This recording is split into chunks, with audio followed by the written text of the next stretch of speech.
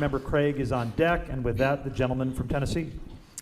Thank you, Chairman Johnson, and thank you, Ranking Member Davis, for holding this hearing, and thank you to our witnesses for joining us. 78 of Tennessee's 95 counties are classified as rural.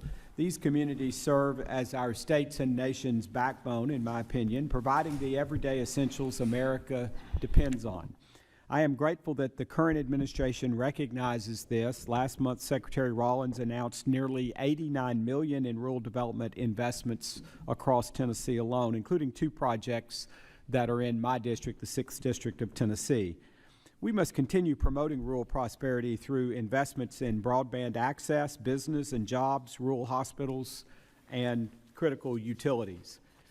Commissioner Heimel, you have experienced firsthand the value of investing in rural development. Your testimony highlights the unique challenges that rural counties face in meeting local needs. Can you briefly elaborate on the specific challenges that Potter County faces, as well as any obstacles you have faced at the county level when applying for rural development grants or loans beyond those that you've already described? Well, certainly. The challenges in our particular county, and it applies across the country, is a high percentage of property which is owned by, in our case, the state government. Our tax base has shrunk. 40-some% of our county is ineligible or is exempt from taxation. We rely on the rest of the county and the rather meager incomes that we have in Potter County to support all these processes. What we have found is the viability of the USDA field staff, and I emphasize that in my opening remarks. They're on the ground, they're in our communities, we're on a first-name basis with them. That's the contact point that would allow rural counties to continue to take advantage of the programs in place. I mentioned about the simplified process and things like that, but key factor number 1 is that the staffing be adequate at the regional level. Keep these folks in the communities.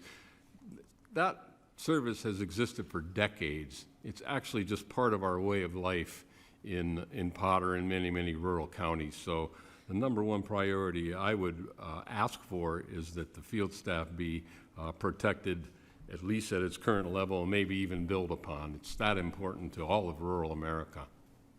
Thank you. I appreciate that perspective, and I think probably most folks who've dealt with USDA rural development understand that continuity of that staff is critical to delivering on the promise that rural development has for our counties and states across the country. In recent years, Tennessee has struggled with a critical shortage of inspected slaughterhouses, leaving farmers without processing options and existing facilities overwhelmed by demand. Ms. Forbes, how can the Meat and Poultry Intermediary Lending Program help expand our state's processing capacity and provide farmers with a reliable access to these essential services? In South Dakota, there was one of the planning districts did receive a grant that was a special one-time grant through COVID. My friend Rick Hunsaker in Iowa also received a similar grant, and our friends in Minnesota or in Montana did as well. Those are being used to help open up new facilities. They're used to help expand and modernize existing facilities. We, using just our IRP loan program, recently funded a small processing facility in Iowa.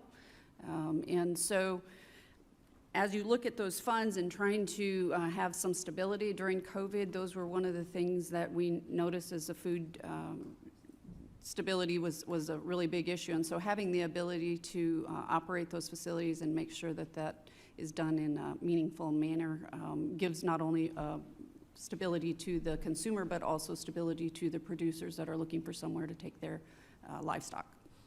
Thank you. Ms. Small, farmers across Tennessee are increasingly reporting declining reliability of cell signals in rural areas across the state. With technology continually advancing, what is causing the disconnect between innovation and rural infrastructure, and how can we ensure these communities receive reliable service that they need to be successful?